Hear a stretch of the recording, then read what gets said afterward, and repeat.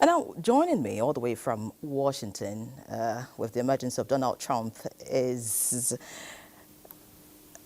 Bruce Duval. Many thanks, Bruce, for joining us. Hi, Ienre. It's great to see you again. Wow, great attempt at that name. Now let's get to the business of the day. With the emergence of Donald Trump as the 47th president of the United States of America, what is the mood in the country right now? I think right now there are a group of people that are very shocked because they paid attention to the pollsters. And I think they haven't learned yet that pollsters almost always get it wrong. There's probably a good argument to be made that there should not be pollsters. It's $1 trillion business. But basically, the people that answer the polls are the people that have the vested interest that trust the pollsters. In this case, they generally tend to be on the progressive or the Democratic side. Trump supporters don't answer polls. Most people I know don't answer polls. So they thought that it was a surefire win. They thought that it was sort of a coronation for Kamala Harris. And I think they're stunned. But I think the magnitude of the victory is very clear. This is not going to drag on.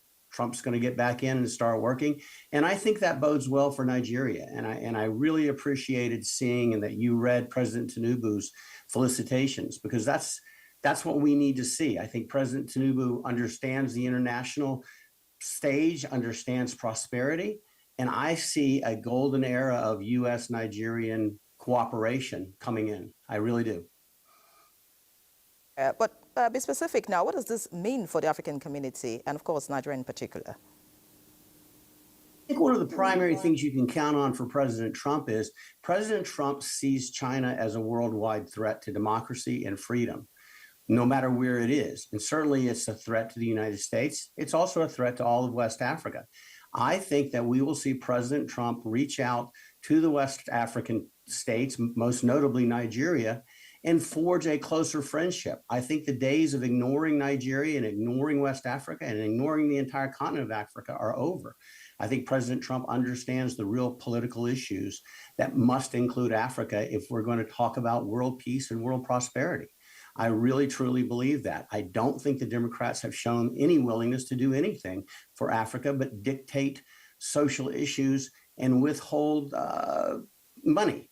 So I think with Trump, we're going to see a change. At least I'm hopeful. Policy. How will it impact Nigeria and other African nations?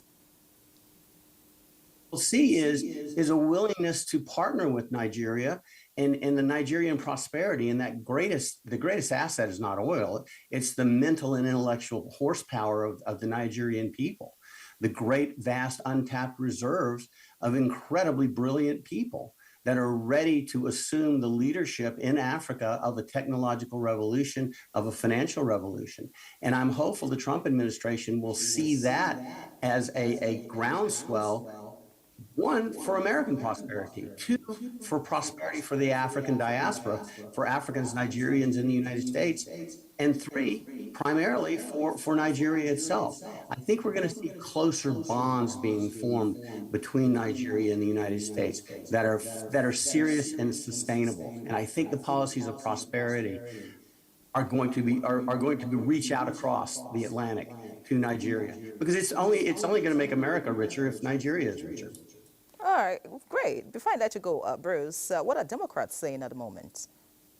Well, right now, I don't think they know what to say. They ran a candidate that no one had ever voted for that was imposed on everyone, sort of a coronation. And frankly, Kamala Harris avoided the issues. She didn't want to talk about the issues. Her campaign was based on the vibe, getting the vibe right, feeling good, dancing, laughing, having fun. And the American people didn't like that. We have some serious issues facing this country: the economy, border security, international standing, the lack of money to solve these issues. And the Democrats, their idea was, let's borrow more money to make money. And the American people are not stupid. You can't create prosperity by borrowing. And so I think the Democrats are very, very unhappy. They lost the Senate. They're going to continue to lose the House.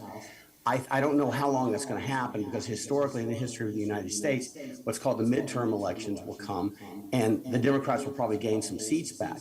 But I think the Democrats need to learn their lesson. They cannot presume what the American people are going to do, and they cannot avoid talking about the issues. They can't simply turn this into a dance party like it's TikTok and then expect to get elected. That can't happen. The American people are far too sophisticated, too smart for that. And I think the world probably saw that too. Although you, and I think most of Africa, the news you got was Kamala Harris is going to win. Many thanks, Bruce. Because of time, I think we have to leave the conversation at this point. Many thanks for joining us on News Extra tonight. All the best, Bruce. Thank you.